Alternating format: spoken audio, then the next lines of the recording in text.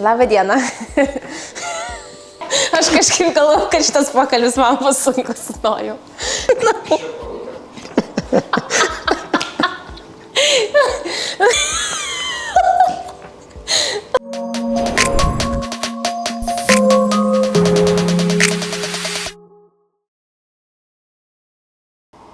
Galim pradėti nuo jau.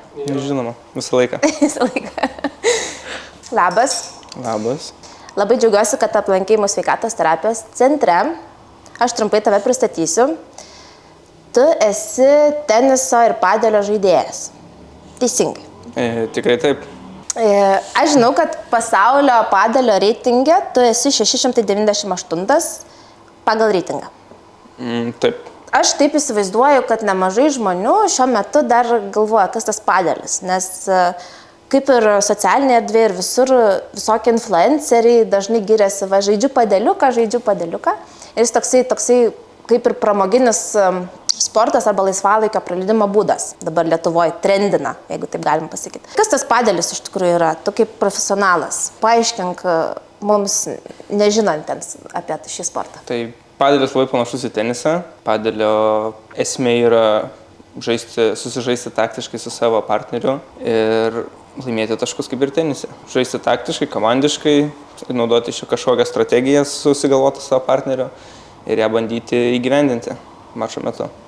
Aš pati žaidžiu padelį, jau šiek tiek daugiau nei metai. Nojus yra mano treneris, tarp kitko. Ir aš iš tokios aplinkos kitos, kuri labiau susijusi su tenisu, kartais girdžiu tokius komentarus, kad padelį eina žaisti tie, kurie nesugeba žaisti teniso. Ir kartais aš kartais pagalvoju apie bėgimą, kuriuo labiau ilgiau domėjausi. Ir pagalvoju, kad taip, pavyzdžiui, ilgus nuotolius ateina tie, kurie jau nebegali bėgti gerai 5 arba 10 km.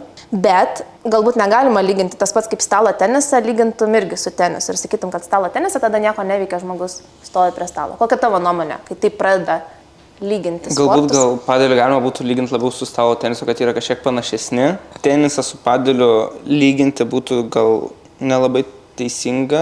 Vienintelis dalykas, kas ten panašu, galbūt yra, kad dėl technikos ir skaičiavimo taškų ir nebent dėl to, kad gali žaisti 2 prieš 2, bet šiaip mano nuomonė padelis yra žymiai aktyvesnis sportas galbūt negu tenisas. Tai yra žymiai labiau sprogstantis sportas ir reiškia, kad judėjime labiau reikalaujantis sprogstamojo greičio negu tenisai. Tenisai užtenka biškį lėčiau bėgioti, tačiau teniso judesiai reikalauja daugiau atkaklumo, žymiai daugiau treniruočių, kadangi kamuolys mažesnis su teniso raketė yra, manau, sunkiau žaisti negu su padelio. Žaidimas yra įtraukiantis galbūt dėl to, nes aikštelė yra gan nedidelė, dėl to 2 prieš 2 yra patogu žaisti, vyresni žmonės irgi gali žaisti, kadangi atstumai bėgioti nėra dideli. Tuo tarpu teniso aikštelė yra didelė, tenisas pagrindė žaidžiamas 1 prieš 1 ir manau, kad dėl to padelis yra žymiai labiau įtraukiantis sportas negu tenisas, nes tai yra tiesiog paprastesnis sportas. Bet paprastesnis nereiškia turbūt, kad reikia mažiau kažkokių tai sugebėjimų, fiziškumo, atletiškumo, jeigu nori aukštesniam lygiui žaisti. Aukštesniam lygiui tai galbūt ne, bet mėgėjiškam taip, kad tai nereikalaujantis nei techniškumo daug, nei fiziškumo labai daug, nei ištvermės kažkokios daug. Manau, kad tik dėl to ir skiriasi. Aš tai tau paprieštaraučiau dėl techniškumo. Dar man iškart šiandienos treniruotė prieš akis. Ir kaip tu mane mokai prie tinklo. Bet aš tą patį galiu pasakyti, kad iš teniso visi, kas Lietuvoje dabar žaidžia padelį, yra atėję iš teniso. Iš padelio, kas nueitų į tenisą žaisti, nei vienas nepažaistų. Tai galima turbūt daryti būtų prielaidą, kad iš tenisą pritaikyti padelį yra žymiai lengviau negu padelį tenise. Supratau. Tai dėl to turbūt ir yra lengviau. O kaip tu pats, Nojaus, vertini Lietuvos padelį kaip sportas arba save kaip sportininką Lietuvos padelyje? Kokius matai, nežinau, perspektyvas ar kaip tik perspektyvų nematai, galbūt kažkokias problemas? Tau kaip sportininkui, ką tu... Jeigu visiškai mano nuomonės ir visiškai atvirai, tai aš savo perspektyvų nematau. Kodėl? Gal ir žaidžiu neblogai, tačiau trūksta labai stipriai išorinio susidomėjimo šio sporto. Tai reiškia, kad ne tik, kad daug žmonių prisitraukia į šį sportą, bet ir ar finansiškai, ar aikštelių skaičiumi, ar, nežinau, pritraukiant žaidėjus iš kitų šalių. Vienintelis, kas tai daro, aš kiek žinau, tai yra iš Kauno, iš mūsų miesto, tai Tennis Pace savininkas, kuris daro varžybas, atveža užsieniečius žaidėjus ir panašiai. Tačiau mes Lietuvoje neturim nei trenerio, ką turi kitos Europos šalis, kad dažniausiai federacija ar klubų savininkai atsiveža trenerį ir treniruoja aukščiausio lygio tuos žaidėjus. Ir jiem už tai moka, ir jie žaidžia, ir važiuoja po varžybos su to treneriu ir panašiai. Lietuvoje mes to neturim viską daryti iš savų lėšų, kas yra sudėtinga, nes sportas vis tiek, kad tai yra gal lengvesnis sportas negu tenisas, vis tiek nėra pigus. Išvažiuoti į Ispaniją savaitį ar 2 savaitėm treniruotis yra išties brangu studentui, kaip studentui. Tai manau, kad perspektyvų didelių nėra. Mano gal kartai, arba dabar kas visi žaidžiantys Lietuvoje, gal jaunesniai kartai, kurie dar galbūt tik pereidinėja į suaugusiųjų sportą, tiem galbūt bus geriau, labiau pasiseks šių klausimų. Aš tai taip klausau ir galvoju, kad iš tiesų toks kaip padelis, nežinau kaip tenisas, bet turbūt labai trūksta ir iš pačios federacijos kažkokio paskatinimo sportininkam siekti to kažkokio aukštesnio ligmens, o daugiausiai dėmesio turbūt norima surinkti iš mėgėjų, nes jie daugiausiai pinigų atneša. Gali būti ir... Na, aš tiksliai nežinau, kaip čia dėl finansų yra, bet pagrindė taip turbūt, kad vis tiek bendras susidomėjimas turbūt yra į mėgėjus, kad kuo daugiau atsivesti. Suprantama turbūt, kad patys klubo savininkai jiem, va čia ir tas Kaune irgi ir kitose miestuose atsiveža tos trenerius ir daro visokias tokias stovyklas. Tačiau manau, kad trūksta iš federacijos pagalbos būtent profesionaliems žaidėjams, kadangi kad atvežtų trenerių, kad su tais sportininkais dirbtų, tobulėtų ir panašiai. Nes už kitas federacijas, kiek aš bent jau esu girdėjęs, aišku, tai gali būti pleckai, kiek aš esu girdėjęs, Lietuvos rinktinė padelio buvo nebloga, bet tačiau kitos šalis, Europos šalis žymiai sparčiau tobulėjo, vien tik dėl to, nes federacijos susidomėjimas galbūt ne tik padelio, bet aplamai visų sportų yra žymiai stipresnis negu Lietuvoje, kur, mano nuomonė, pagrindinis susidomėjimas yra į porą sporto šakų, kas nėra turbūt smagu ir gerai kitiems sporto žaidėjams, sportininkam. Dabar noriu paklausti tavęs apie pasiruošimą patį, ir fizinį, ir psichologinį. Tau iškart juokas įmama, nes mes esam neoficialiai kalbėję, nemažai bendravę apie tai, kad kaip yra svarbu iš tiesų tą blaivę galvą išlaikyti tiek varžybose, turbūt tiek ir treniruotėse. Ir padelį, pavyzdžiui, man tai padaryti labai sudėtinga. Ir turbūt labai priklauso nuo to, aišku, ir nuo taip, kaip žmogus yra ir pailsėjęs galbūt, ir kiek tos patirties turi, bet ir nuo turbūt kažkokių charakterio savybių. Kaip tu pats rūpinies savo tą psichologinę, gal pirmiausiai būseną, ar tau kažkas padeda, nes dabar kaip ir jau populiarėja turbūt ir bendravimas kartu ir su sporto psichologu, ko anksčiau iš viso mano atveju, tai ten iš viso, jeigu tu eini pas psichologą, tai ten jau durnius. Ir gal tu iš savo patirties gali pasidalinti? Tai šiaip dėl miego, kaip sakai, kad ten psichologiškai labiau padėtų, nesu to gal pastebės ar net kreipėsi tai dėmesį. Tai jaučiau pradžiai gal buvo viskas gerai, tačiau kai dabar pradėjom žaisti su broliu, kai pradėjau jausti didesnį spaudimą jaučiau didesnį spaudimą savo, tai jaučiau, kad po biškį pradėjau birėti ir tada žaidėme Švedijoje tarptautinį turnyrą, kur buvo, manau, kritinis man taškas, kad ne viskas gerai, kad reikia kažką pradėti daryti, nes nebesusitvarkau su galva. Ir Švedijoje žaidžiant supratau po varžybų, kad laikas pradėti eiti pas psichologą sporto, nes atrodo ilgai bandžiau ieškoti pats atsakymą į klausimus ar tiesiog kaip tvarkyti su savo emocijom mačo metu, bet neradau. Tai klausti tėvų ar kažko, tai manau, kad jų nuomonės ar patarimai yra labai subjektyvūs. Tai nusprendžiau, kad laikas eiti pas sporto psichologą, kuris su tuo dirba, kuris žino gal kaip padėti, kuris nusimano apie tai. Ar parsineždavai namo tas emocijas, mintis, tas neigiamas gal mintis, pavyzdžiui, po kažkokių tai, kur nepavykusių, taip kaip tu įsivaizduoji mačų? Galbūt ir taip, bet to neišsiliedavo ant gal aplinkinių.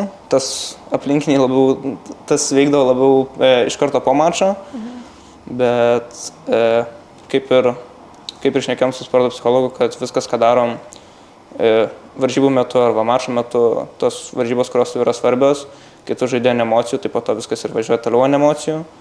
Tai svarbu yra, kad po mačo kai nusiraminės arba viską priimti šaltų protų. Tai tas galbūt ir padeda neišsilieti ant artimųjų. Aš tik galvoju, kad labai panašiai galima viską pritaikyti ir šiaip gyvenime, ir darbe, ir namuose, nes iš tikrųjų sportas labai daug dalykų atspindi, kaip tu elgiesi ir šiaip gyvenime, ir tik sporte kartais lengviau tą gali išreikšti tas emocijas, nes daugiau galimybių tam pasireikšti. Aš labiau priimtinas galbūt labiau sporte priimtinas.